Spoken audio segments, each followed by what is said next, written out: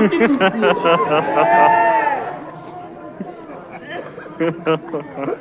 এই কথা বোঝেন তো আপনারা? আমার কথা বোঝেন তো? সব কথা ক্লিয়ার বলা যাবে, একটু মাঝে মাঝে একটু বুঝে নিয়ে। এবার বলতেছে, ভাই এমন একটা আওয়াজ আজকে আপনার লোকের শোনাবো যে আওয়াজ কিয়ামত রাত পর্যন্ত কেউ শুনিনি, আর কেউ শোনাতে পারবে না। বাংলাদেশে যত ওয়াজ হয়েছে সব ওয়াজের উপরের ওয়াজ আজকে জনগণ বলতে সুবহানাল্লাহ। এমন একটা ওয়াজ আমি করবো যে ওয়াজ কেউ জানে না, শুধু আমি জানি। জনগণ বলছেন নারাই তাকবীর মারহাবা। এবার শ্রোতা বলতে, হুজুর সেই ওয়াজটাই করেন। এবার হুজুর বলতেছে, শোনো, আমি একবার আফ্রিকার জঙ্গলে গিয়েছিলাম। বসেন, নড়াচড়া করবেন না, লোকমা দেওয়াই লাগবে। আমি একবার আফ্রিকার জঙ্গলে গিয়েছিলাম, একটা আশ্চর্য গাছ আমি দেখে এসেছি, যেই গাছ পৃথিবীর কোন হুজুর দেখিনি। জনগণ বলতে, হুজুর সেই অস্থায়ী করেন। এবার বলতেছে, আফ্রিকার জঙ্গলে এমন একটা গাছ আছে, সেই গাছের পাতা যদি ডেঙায় পড়ে সঙ্গে সঙ্গে বাঘ হয়ে যায়, যারে পায় তারে খায়, যারে পায় তারে খায়, যারে পায় তারে খায়। জনগণ বলতে সুবহানাল্লাহ। এবার বলতেছে, ওই পাতা যদি পানিতে পড়ে সঙ্গে সঙ্গে কুমির হয়ে যায়, যারে পায় তারে খায়, যারে পায় তারে খায়। জনগণ বলছে মারহাবা, নারাই তাকবীর, হুজুর ওই ওয়াজই করুন। এবার একজন আলেম খুঁটির গায়ে হেলান দিয়ে বসে আছে। উনি বলতেছে, হুজুর আমি একটা ছোট্ট প্রশ্ন করব। হুজুর বলতেছে, কি? আপনি বললেন পাতা যদি ডেঙায় পড়ে তাহলে কি হয়? বাঘ হয়।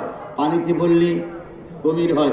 হুজুর খুব ভালো, কিন্তু আমার জানতে মনে বড় ইচ্ছুক, ওই পাতাটা যদি অর্ধেক পানিতে পড়ে আর অর্ধেক ডেঙায় পড়ে তাহলে কি হবে?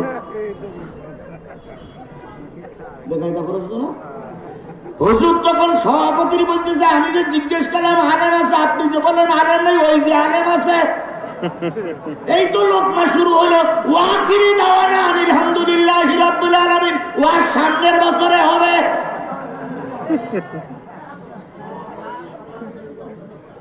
তাহলে দেখেন, এই যে আলেম থাকলে ওয়াজ ভেবে চিন্তে করা লাগে, নতুবা লোকমা আসে। কথা বলেন ঠিক না ঠিক? সুতরাং আমি আলোচনা করতে বসেছি বলে বড় হুজুর হয়ে যায়নি। আমি সূরা মুদ্দাসসিরের 5টা আয়াতের আলোচনা করব। যদি আমার আলোচনার ভিতরে কোন রকম ভুল ভ্রান্তি পান, আলেমরা লোকমা দেবেন। যদি আলেমরা সংশোধনী না দেয়, কিয়ামতের দিন আল্লাহ আলেমদের ধরে ফেলবে। তবে আমার দাবি ফরিদপুরের মানুষের কাছে, যারা আলেম তারাই লোকমা দেবেন, যারা জানেন না তারা লোকমা দিতে আসবেন না। কিছু কিছু লোক দেখবেন আপনার পাশের থেকে উঠবে, ভাই কোথায় যাচ্ছেন? ভাই এটা কি ওয়াজ হইল? এই ওয়াজ হচ্ছে না, এ শুধু এই এই এই সেই হচ্ছে। তখন জনগণ বলবে, তাহলে এক কাজ করেন, আপনি যদি এত বোঝেন তো আপনি যদি ওয়াজ করেন। তখন হলো কি বলবে জানেন? হুজুর যে কোরআন শরীফ পড়তেছে ওকে আমি পড়তে পারি। পড়তে পারে না, কিন্তু আমাদের কি ধরতে পারে? জোরে বলেন, পড়তে পারে না, কি ধরতে পারে? আলেমদের লোক পাঠাবে আলেমেরা, কিন্তু এখন আর আলেমদের লোক আলেমেরা দেয় না, এখন আলেমের লোক পাঠাচ্ছে জালেমেরা। আমার বাসায় এখন আর গাই গরুতে দুধ দেয় না, এখন এই গরুতে দুধ দিয়ে বেড়াচ্ছে, এই গরুতে দুধ দিয়ে।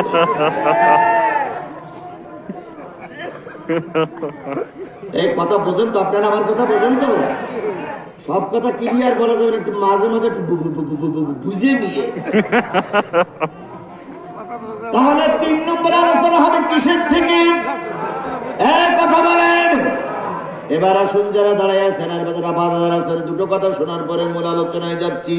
আল্লাহ বলতেছেন, ওয়াইদা কুরিয়াল কোরআন ফাসতামিউ লাহু ওয়া আনসিতু লাআল্লাকুম তুরহামুন। যখন বক্তা তোমরা কোরআন শরীফ পড়বা, তোমাদের সামনে যখন কোরআনের আলোচনা হবে, ওই আলোচনাগুলো চুপচাপ বসে বসে শোনো।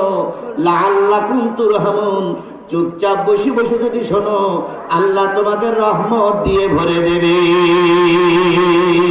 তাহলে তাহলে কোরআন শরীফ শুনতে হবে বসে বসে চুপচাপ। কার কথা? আল্লাহর কথা মেনে চলা।